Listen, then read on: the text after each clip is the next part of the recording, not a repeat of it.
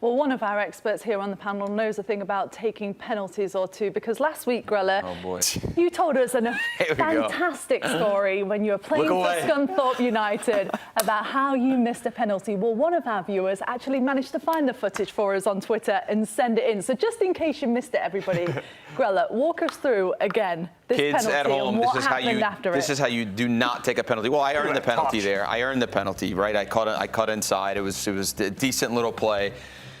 There was a penalty shooter that was designated to shoot it. I said, no, I'll take it. I don't know what I'm doing here. I kind of half think it, no confidence. David James saves it, as you can see here. Jumps off the line, by the way, guys. Jumps 2 feet off the line, which wouldn't count in today's game.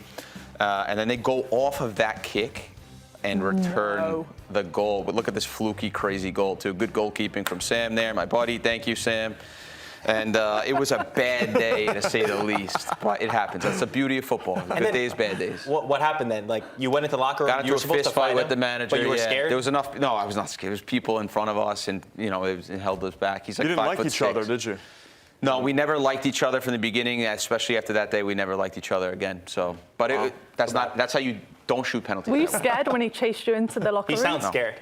No, I was not scared. I feel like you were. You're intimidated. Come on. No. Was he scared? I don't know if he was scared. He didn't look scared, but we'll see. But no, I was not scared. He's a small guy. We will see, shall we? Because Brian is actually going to join us right now. Brian, hi, how are you?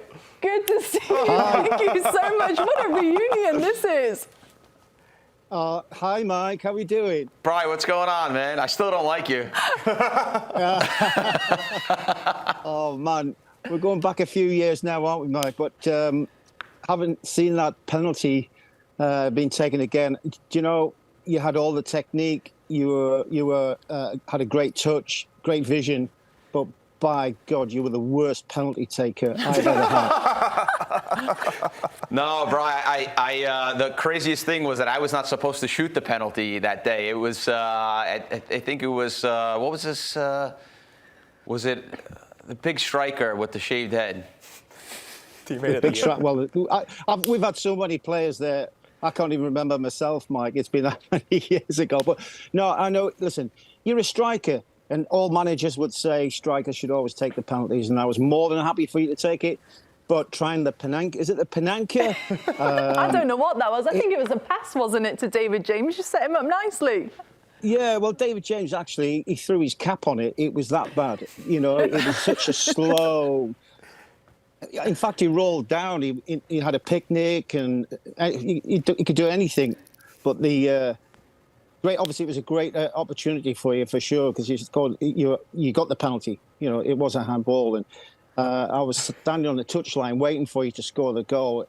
And I just turned around to my staff and went, what's he doing? Coach, I remember you asking, I remember coming in and said, and I asked you, Mike, what were you thinking? And I remember you saying, it's just what I do. and I went, what? Deliberately miss? Coach, am I right in saying that you phased out Mike completely, never played again at Scunthorpe after? So what was it like to manage a player with Mike's qualities there? Well, frustrating is one word. No, I mean, listen, he was a great guy. And, you know, I've managed for over 20 odd years and I've worked with a lot of good players. Mike was a really good player. Sometimes in games when the pressure's on and the player, fails to produce the goods, as Mike did that night, then the consequences are that you might be ever falling out. But hey, I move on. Mike's moved on. And I look back at it now, it's probably a pretty funny story in any way. Mike, what are you going to say for yourself? You let yourself down, you let Brian down, you let your team down here. It was dark times, but it was great to see you, Brian, anyway. Listen, Mike, you're obviously doing well. You're doing a lot better than being a penalty taker, that's for sure. Hey, Brian, I want to know, though, what it was like in the locker room after the game there, because Grella told us you chased him down the tunnel at half-time, off the pitch, and then when you got into the locker room, Grella said, it's a good job that the team was around, there was too many people there, but was it really intense from your perspective, from what you can remember? Well, from what I can remember, I'm a quite calm guy, and yeah. Mike knows that.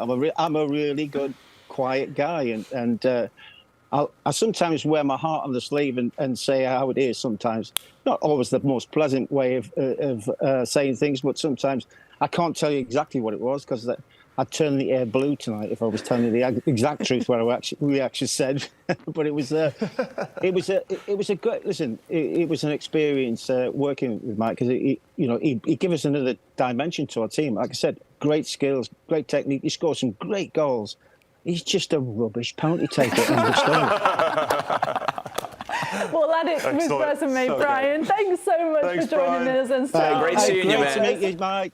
So great seeing you, Brian. See you, Brian. Thank you.